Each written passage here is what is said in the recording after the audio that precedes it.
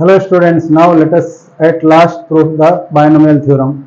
That we are not going to prove it actually, just will explain the binomial theorem because इसका proof जानने के लिए एक chapter जो अभी इस बुक से ही हटा दिया गया, that is mathematical induction, principle of mathematical induction, वो चैप्टर यदि नहीं पढ़ोगे तो बायनोमियल एक्सपेंशन को प्रूफ नहीं कर पाओगे. ठीक है, सो मैं इसे जस्ट एक्सप्लेन कर देता हूं कि बायनोमियल एक्सपेंशन है क्या. प्रूफ की जरूरत तो है, लेकिन अब जब तक वो चैप्टर नहीं पढ़ोगे प्रूफ नहीं समझ में आएगा. सो जस्ट इसको थ्योरम को समझ लो क्या है. What is binomial theorem? That is a plus B is to the power n, यानी यदि a और b को हम किसी पावर n के लिए एक्सपेंड करेंगे तो इसकी वैल्यू कितनी होगी? That is nc0 a to the power n plus nc1 a to the power n minus 1 b plus nc2 a to the power n minus 2 b square plus up to last that is ncn a to the power 0 और b to the power n.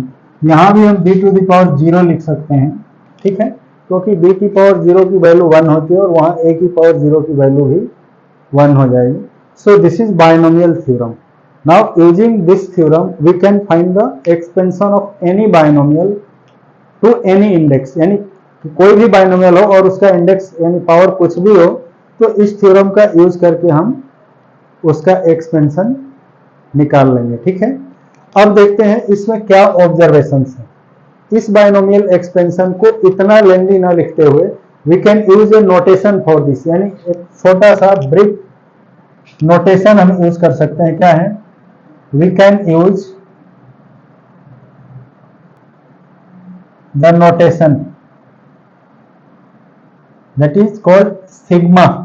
ठीक है, N C K A to the power n minus k b to the power k, where k is starting from 0 and up to n. k की value कहाँ से? 0 से शुरू होकर और n positive integers तक जाती हैं.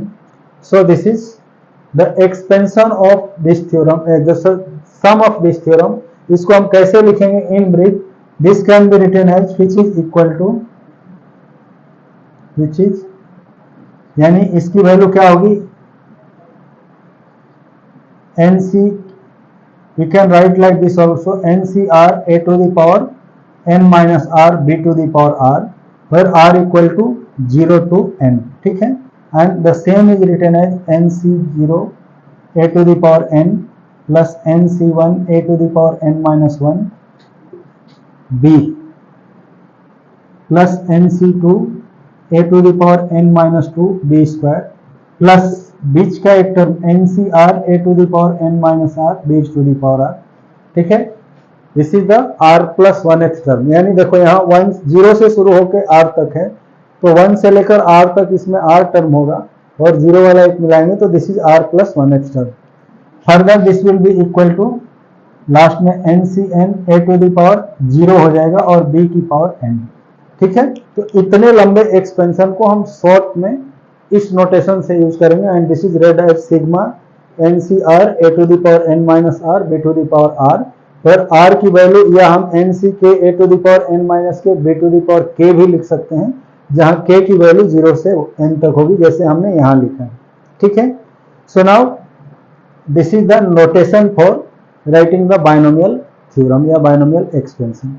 अब देखो इसमें क्या क्या हम ऑब्जर्व कर रहे हैं, यानी जो ncr है, general term NCR occurring in every term of the binomial expansion, this is called binomial coefficient.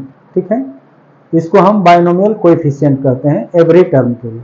Now दूसरा क्या ऑब्जर्वेशन है कि there will be n plus 1 term, total number of terms will be 1 more than the index of a plus b, यानी a plus b का जो index है, power है, उससे एक ज्यादा टर्म इसके एक्सपेंशन में है. ठीक है, दूसरा ऑब्जर्वेशन क्या है कि जो भी ये एक्सपेंशन है इसमें a की पावर n से शुरू होती है पहले टर्म में और एक एक करके घटती जाती है, यानी दूसरे में n-1, तीसरे में n-2, घटते घटते लास्ट में 0 हो जाती है.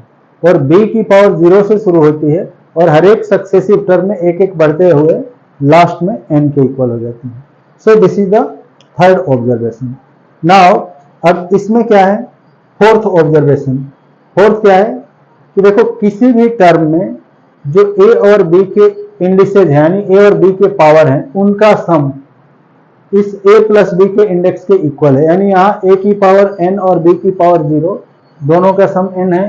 यहाँ a की पावर n माइनस 1 और प्लस b की पावर 1 दोनों मिलकर के क्या हो जाएगा n।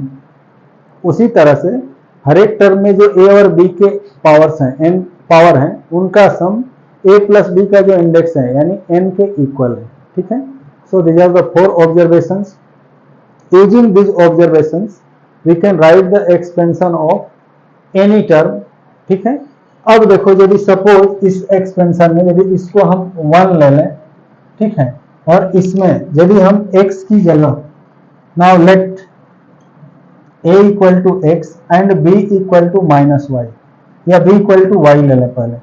सो x प्लस वाई का एक्सपेंशन क्या हो जाएगा, this is equal to N C zero A to A की जगह हो गया x तो x to the power n plus N C one X to the power n minus 1 Y N C two X to the power n minus 2 Y square plus इसी तरह से n सी n या n minus 1 कर लें x की power 1 y की power n minus 1 and last में हो जाएगा एन सी एन x की पावर 0 और y की पावर n। ठीक है। यदि x को हम y को माइनस वाई से रिप्लेस करेंगे तब क्या हो गया, replacing y by minus Y in two, इसमें हम सेकेंड वाले में